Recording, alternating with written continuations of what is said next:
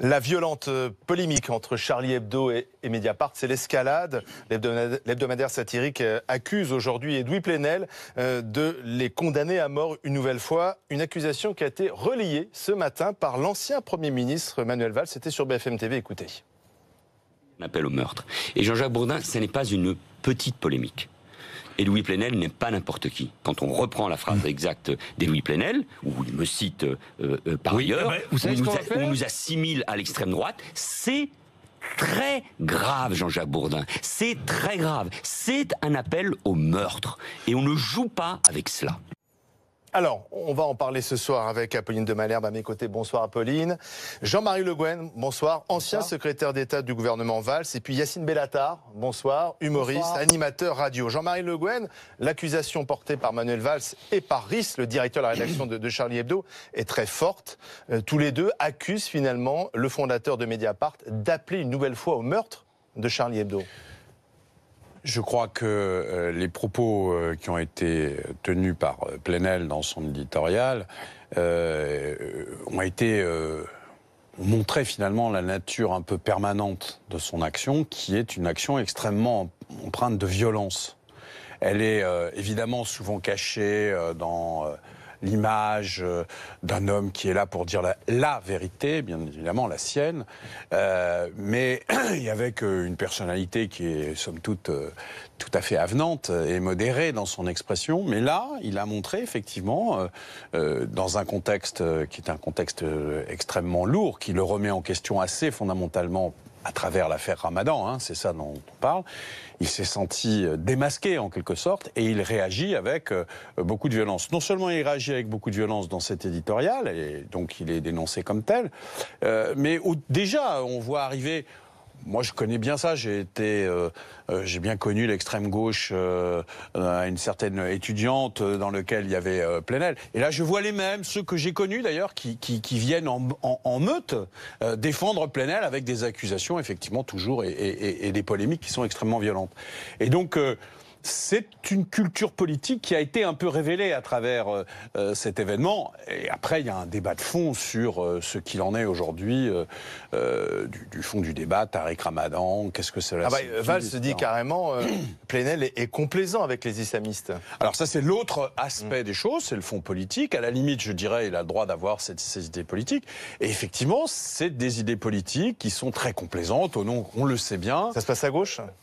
Oui, c'est à gauche particulièrement, mais ça peut aussi, c'est une image aussi d'accepter le différentialisme, le communautarisme, pour des raisons qui seraient trop longues peut-être à discuter, peut-être qu'on le fera aussi ce soir, mais ça c'est une position politique de fond qui vient heurter les sentiments républicains, l'image qu'il y a une communauté nationale et pas des communautés, le rôle de la République c'est d'émanciper l'individu et de ne pas le faire vivre dans sa communauté, parce que nous estimons, le sentiment français, républicain français, c'est la libération de l'individu de sa communauté pour qu'il soit pleinement citoyen et non pas identifié à travers ses origines religieuses, ses croyances, etc. Donc ça, c'est un débat politique de fond. Mais au-delà du débat politique de fond, il y a indiscutablement ça a été démasqué en quelque sorte, c'est des attitudes hyper agressives. Donc Plenel est démasqué. Avant de faire réagir Yacine Bellatar, Apolline de Malherbe, ça devient politique. Donc on avait finalement le combat entre deux journaux, Mediapart et Charlie Hebdo, entre deux gauches, disent certains. Et puis là maintenant on a un ancien Premier ministre qui se met au milieu finalement de la bataille. Ça fait un bout de temps qu'il y a aussi une guerre qui couve entre Edoui Plenel et Manuel Valls. C'est pas récent. C'est effectivement l'opposition entre deux gauches. Ce qui est plus récent, c'est à quel point effectivement tout cela a pris une forme de violence très importante dans les mots. Et au fond, il faut juste quand même reposer peut-être les termes du débat. Quels sont les mots qui ont été prononcés par Edoui Plenel ? Il a effectivement dit que Charlie Hebdo, entre autres, avec d'autres, dont Manuel Valls, finalement participait à ce qui constitue une forme de guerre contre les musulmans. Ce qui est sûr, c'est que Edoui Plenel, depuis longtemps, et c'est ce qui l'avait conduit à travailler ponctuellement avec Tariq Ramadan, ou en tout cas à dire ponctuellement que Tariq Ramadan était, je cite, un intellectuel respectable et qu'il ne faisait pas preuve d'ambiguïté, c'était les mots d'Edoui Plenel. Pourquoi ? Parce que Edoui Plenel, et ça c'est intéressant aussi de rebondir sur ce que disait à l'instant Jean-Marie Le Guen, c'est au départ un trotskiste, tout à fait assumé comme tel d'ailleurs, pour qui du coup il faut diviser au fond la société entre des classes. Or, la classe ouvrière, qui habituellement était la classe prolétaire, dans l'imaginaire de la gauche Edoui Plenelienne, je dirais, a été remplacée par les musulmans, qui sont les oppressés d'aujourd'hui. Par les immigrés d'abord, dans un premier temps, exactement. Puis les immigrés par les musulmans. Et donc aujourd'hui, Plenel se fait en quelque sorte le porte-parole de ces musulmans. Aujourd'hui, en quelque sorte, qui critique les islamistes critiquerait en fond les musulmans. Et le problème, c'est ensuite la question de la limite. C'est-à-dire, est-ce qu'on peut critiquer, du coup, les extrémistes catholiques sans critiquer tous les chrétiens ? C'est-à-dire, voilà. En tout cas, il faut bien comprendre que dans la mentalité de Plenel, si on critique aujourd'hui les islamistes, on critique les musulmans. Yacine Bellatar, est-ce que finalement le problème ne vient pas de là ? Plenel, finalement, confond les islamistes et les musulmans ? Je pense l'impression que ça soit de lui. Ça fait 2 ans que c'est une problématique sociétale. Donc même le fait de demander un distinguo et à chaque fois que les musulmans se désolidarisent des djihadistes, c'est quand même une forme d'amalgame qui est assez conséquent. Parce que aujourd'hui, des gens qui sont identifiés comme dangereux et liés à l'islam, c'est quand même une poignée au vu du nombre de musulmans qu'il y a dans ce pays. Après, je pense qu'on se trompe de débat, si je puis me permettre, parce que je crois juste qu'il y a un contentieux qu'il faudrait peut-être régler, vu que vous avez des réseaux dans le sport, avec un combat de boxe entre 2 hommes, et non plus même pas avec des journaux, parce que est-ce que tous les abonnés de Mediapart adhèrent aux idées de Plenel ? Je crois qu'Edoui Plenel est le dernier visage visible et une incarnation de médias. En même temps, tous les journalistes de Mediapart sont derrière Plenel. J'ai pas entendu. Je sais pas, je les ai pas tous sondés. En tout cas, ceux qui sont passés à la télé. Il n'y a pas une once de critique non, mais je pense qu'il ou de mise à distance. Il ne faut pas essentialiser. La problématique du moment, c'est que, Apolline l'a souligné, ça devient très violent. L'édito de RIS est quand même par moments grave, les réponses d'Edoui peuvent l'être aussi. Là, ça exacerbe la France dans un étau où d'un côté il y a Plenel, de l'autre côté il y a RIS. Juste je précise ça, ne serait-ce que par rapport à vos spectateurs. En même temps, les morts sont du côté de Charlie Hebdo. Non, mais c'est pas une bataille de mort. C'est pas une bataille de mort. Il n'y a pas de bataille puisque les morts sont du côté de Charlie Hebdo et je dirais les menaces les morts, ils sont subies par RIS et ses amis qui ne peuvent pas se déplacer sans les policiers. Mais que ça, je pense que n'importe quel Français. Non, mais on n'est pas. Je veux bien qu'il y ait. On peut reprocher à Plenel de l'avoir oublié. Mais je veux bien qu'il y ait souvent du foot sur vos antennes, mais on ne compte pas les morts comme des buts. Je pense que tout le monde, Edoui Plenel inclus, n'est pas heureux qu'il y ait des morts sur notre territoire, quel qu'il soit. Je veux dire, à un moment, il ne faut pas exacerber le propos. Il y a des fois, la caricature peut être vexante. C'est le rôle de Charlie Hebdo. C'est pour ça qu'ils existent. C'est pour ça que des humoristes comme moi existent, parce que c'est une tradition de la caricature. Quand elle devient vexante, on peut poser un débat. Moi, je reviens juste au débat d'entrée. C'est pourquoi Plenel se retrouve aujourd'hui en tension avec Valls et RIS et les autres. C'est qu'à la base, on parlait des agressions des femmes. C'était ça le débat. C'est-à-dire qu'on en a oublié l'essentiel, c'est qu'à la base, on parlait du rapport de Tariq Ramadan avec les femmes. Est-ce que les femmes il y a la présomption d'innocence concernant Ramadan, qui doivent regarder en disant, excusez-moi, moi je vous ai juste dit au début que j'étais agressé, et là vous êtes en train de régler un problème politique en France. Si à chaque fois qu'il y a un débat, ça finit entre RIS et Plenel, ça devient grave dans ce pays. Enfin, c'est un débat aussi vieux que la France. C'est-à-dire que ce que les républicains français, à l'image de Voltaire, reprochent effectivement à certains courants, c'est de donner des leçons de morale, et en l'occurrence à des religieux, d'être profondément dans l'hypocrisie.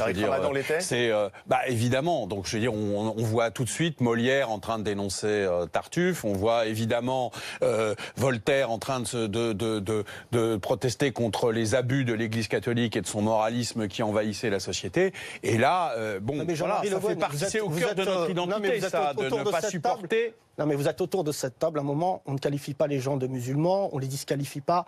À un moment, cet électorat, à vous-même, Jean-Marie Le Guen, c'était pas des musulmans, c'était des électeurs. Il faut arrêter de quantifier les gens par rapport à leur appartenance, parce que déjà, il n'y a pas de statistiques. Attendez, je vais au bout, comme ça je vais vous expliquer. Bien sûr. À un moment, la notion religieuse, il faut la mettre là où elle est. Il y a aujourd'hui. Je parle de Tariq Ramadan. Non, mais je parle de Tariq Ramadan. Il est présenté comme un islamologue. Est-ce qu'on peut comprendre que dans l'islam, il n'y a pas de clergé ? Alors ça paraît incroyable, mais Tariq Ramadan aujourd'hui ne représente que Ramadan. Est-ce qu'il représente des millions de musulmans? Est-ce qu'on va descendre dans la rue? Il était très suivi quand même. Non, mais il est suivi comme d'autres. À tel point que Riss a été menacé de mort après avoir mis Ramadan en caricature, en une. Non, mais je ne suis pas en train d'amoindrir ce qui s'est passé. Chaque menace de mort est une menace de trop. Non, mais ça veut dire que Ramadan avait une influence. Non, mais est-ce qu'il a été... Ma question, elle est simple. Est-ce que Tariq Ramadan, à l'heure actuelle, est soutenu par la communauté musulmane? J'ai pas l'impression que... Mais il n'y a pas de communauté musulmane. Absolument. Donc, à partir du moment où il n'y a pas de communauté musulmane, chaque personne aujourd'hui, il va y avoir un procès, il va y avoir une enquête. Moi, ce qui me dérange, c'est que la responsabilité des hommes politiques est plus importante que celle des journalistes. Pourquoi? Parce que vous avez été élu, et je vois Manuel Valls. Cet homme a été Premier ministre. C'est pas rien. C'est pas parce qu'il a un bouc qu'on le reconnaît pas. Cet homme, il y a 6 mois, dirigeait la France. Quand ce matin, il demande la tête, ce matin, sur vos antennes, il a demandé la tête de Mediapart. C'est pas quelque chose qu'on entend normalement dans un pays qui se veut démocratique. Je crois pas qu'il demande la tête.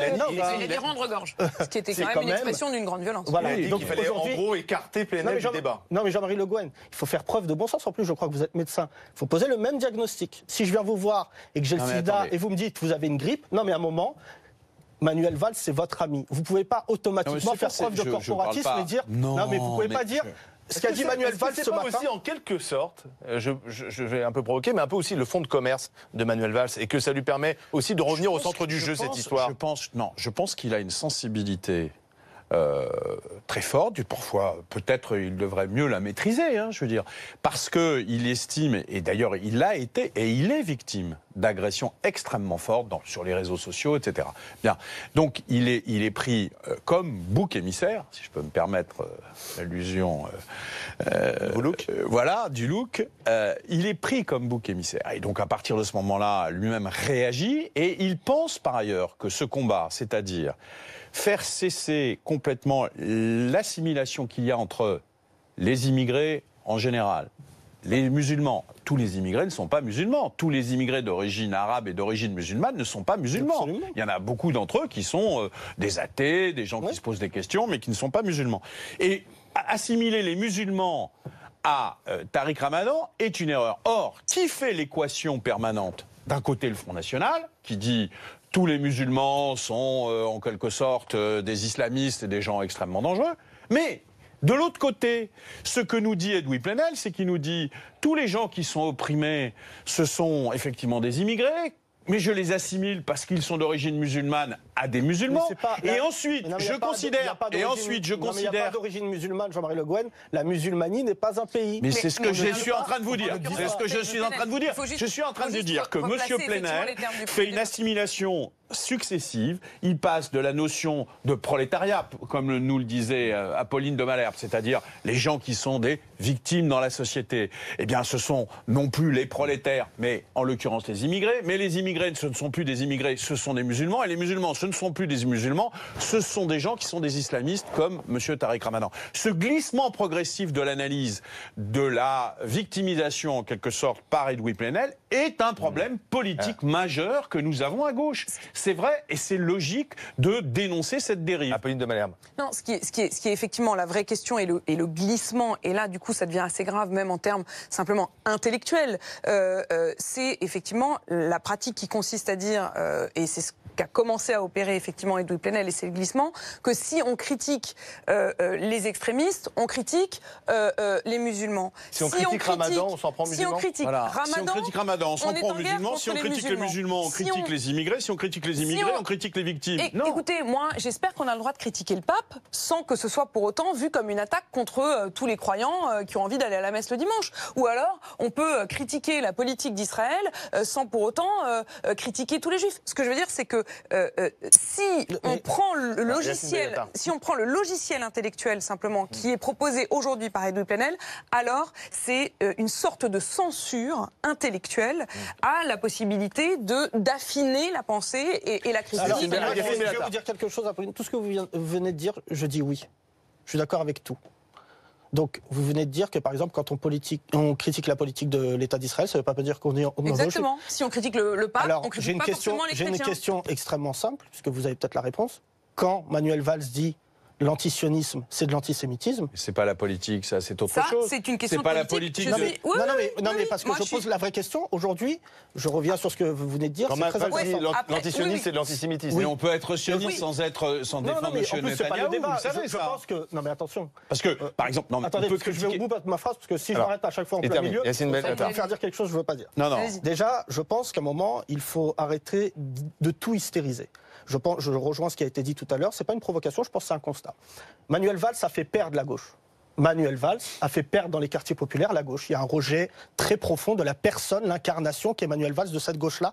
Et ça a porté fortement préjudice. C'est ce que vous appelez, vous, une certaine forme des quartiers populaires. Enfin, je veux dire, attendez, je ne peux pas laisser dire ça. Jean-Marie Le Guen, c'est génial. Je vous ai laissé finir. Je vais juste au bout. D'accord. À un moment, la gauche aujourd'hui, on peut le dire, est assez groggy du contexte politique. Ils sont quasiment en train de vendre leur casier rue Solferino. Donc, je sais pas où Jean-Marie Le Guen on est avec son casier. Ils mais vendent. La réalité, gauche, c'est le Parti socialiste. Et aujourd'hui, cette gauche-là, le PS en tout cas, est dans un état qui est extrêmement, endommagé dans les quartiers. C'est Manuel Valls qui a profondément créé cette scission, plus que Sarkozy d'ailleurs. C'est très impressionnant. Moi qui vais souvent dans certains quartiers, on me dit on préfère Sarkozy à Valls. Pourtant, Valls a été maire de banlieue. Mais c'est incroyable. Et il est député de banlieue. Et il l'est. Mais il a gagné à une 60aine de voix. D'ailleurs, je crois qu'il va. C'est mieux que ceux qui ont été battus. Mais ça faisait quand même un bon bout de temps qu'il Mais aujourd'hui, la réalité de Manuel Valls, c'est que sa seule manière d'exister sur le radar d'Emmanuel Macron, parce que c'est ça, le discours dont on parle, c'est de s'approprier un sujet dont Emmanuel Macron s'est écarté, c'est celui de cette laïcité. Il y a un impensé. Chez Macron, il y a un impensé. Et est-ce que ça veut dire que Macron n'a pas d'idée sur la laïcité? Je ne pense pas. Mais en tout cas, que Manuel Valls se bouscule sur les plateaux en disant « moi je sais mieux que n'importe qui », ça fige le débat. Parce qu'aujourd'hui, 2 ans après les attentats, où on en est de ce deuil? Ça ne va pas. C'est-à-dire qu'aujourd'hui, ce deuil, que ce soit Charlie... case départ, finalement, parce mais c'est pire. Les arguments qui sont avancés sont un peu les arguments qu'on entendait au lendemain de la mort des dessinateurs de Charlie. Après les attentats de Charlie, quand on demandait aux gens s'ils étaient Charlie ou pas, bien évidemment qu'après le lendemain des attentats, on met tous Charlie. Pas Ramadan. Ramadan n'était pas Charlie, et Louis Plenel était à côté de Ramadan. Attendez, je vais au bout. C'est un moment, la question... Majid Cherfi, le chanteur de Zebda, a écrit une très belle tribune, il dit, moi-même je l'ai vécu, je suis allé manifester moi à République, la première question qu'on m'a posée c'est, ils sont pas là les autres, mais quels autres? Quels autres? Parce que moi, je suis responsable de tout. On ne peut pas essentialiser. Pour répondre sur Tariq Ramadan a dit très clairement. Mais pour parler, pour finir de Tariq Ramadan, moi, je vous le dis de manière claire. Tariq Ramadan est un intellectuel, est-ce que vous le comprenez, suisse. C'est-à-dire qu'en fait, ce que vous êtes en train de dire, c'est qu'il y a un leadership, je ne prétends pas l'incarner, mais il y a beaucoup de gens aujourd'hui qui sont... Il y a une influence en France. Mais non, mais si vous... J'ai reçu dans des émissions ici, à Paris, parce qu'effectivement, il avait une certaine influence. Mais la réalité, c'est dans le monde musulman. Non, je ne suis pas chez les jésuites, mais vous me ferez de la place. La réalité, c'est de savoir, puisque moi je vous dis aujourd'hui, moi qui suis français, de confession musulmane, qui ai grandi dans un quartier populaire, si moi je vous dis de ma place, comme dirait Bourdieu, de ma place, que si je ressens ce qui est Ramadan pour moi, vous imaginez que d'autres gens, on a le même discours, on parle entre nous. Ramadan incarnait quelque part une autre forme de discours, qui plaisait peut-être plus à nos parents. Nous aujourd'hui, et je vous le dis ici, et le PS est largement passé à côté de cette histoire, c'est que nous, les enfants d'immigrés, nous avons absorbé l'histoire de France, qui est celle qui rejoint tout ce qu'on s'est dit tout à l'heure. La liberté d'expression, le fait de s'exprimer, on n'est pas contre tout ça. La réalité, c'est de savoir pourquoi, à chaque fois, on nous ramène à quelque chose qui est privé, qui est l'islam, alors que nous, on veut revendiquer une appartenance française. C'est deux choses différentes. Manuel Valls, aujourd'hui, c'est lui l'anglo-saxon. C'est lui qui part du principe, quand il vient ce matin, et qui dit à Jean-Jacques Bourdin, je fais ça pour les musulmans. Mais est-ce que les musulmans l'ont sonné? Mais Plenel dit à peu près la même chose. Mais il parle pour les musulmans. Plenel se veut le... Finalement, il faut les renvoyer dos à dos. Si je comprends bien, il aurait fallu que les musulmans le sonnent. Mais c'est quoi les musulmans? Mais il n'y a pas de musulmans. Vous voyez, on est bien d'accord. Non, mais il n'y a pas plus de musulmans qu'il y a pas plus de musulmans qu'il y a de... Est-ce que Weinstein, par exemple, de par sa confession, est-ce qu'on va demander au peuple juif de dire on est d'accord ou pas? Non.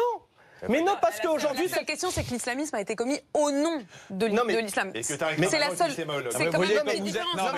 Moi, ce que je veux dire, la comparaison... Il faut quand même accepter qu'il y a un problème. On ne peut pas complètement faire un pas sur cette question. C'est génial. Jean-Marie, vous êtes... Tariq Ramadan, il n'est pas tout seul. Tariq Ramadan, il a une chaire à Oxford qui est payée par le Qatar. Mais il l'a plus. Jean-Marie Le Guen ne posez pas la question du Qatar. Vous allez être interdit au Parc des Princes. Arrêtez de me dire ça. À un moment, le Qatar est un intervenant direct en France. Je vais être interdit au Parc des Princes. Mais de quoi on parle? Vous balancez un nom comme ça, Jean-Marie Le Guen, et vous le savez parce que je veux dire par là qu'il y a un courant politique que vous connaissez bien, que tout le monde connaît, qui est par ailleurs au plan politique quelque chose qui est respectable, qui s'appelle les Frères musulmans, dont on peut discuter politiquement et dont il est quelque part un des représentants et un des porte-parole. rue, selon vous? Vous qui avez été député, qui avez une carrière politique, vous êtes déjà arrivé dans un quartier, on vous a dit, vous savez, on attend Jean-Marie Le Pen, on ne va pas vous parler maintenant, il y a les frères musulmans qui déboulent. De quoi on parle? Je vous dis que vous avez été sur le terrain, vous avez été élu plusieurs fois. C'est plus facile pour vous de dire à chaque fois qu'il y a une espèce d'islamisation des esprits, alors que les gens viennent vous voir dans les yeux et vous dire, considérez-moi comme français. Je vais vous dire quoi là? J'attends un texto des frères musulmans pour qu'ils me disent que je dois manger ce soir. Merci Yacine Bellatar, merci Jean-Marie Le Guen, merci Apolline de Malherbe.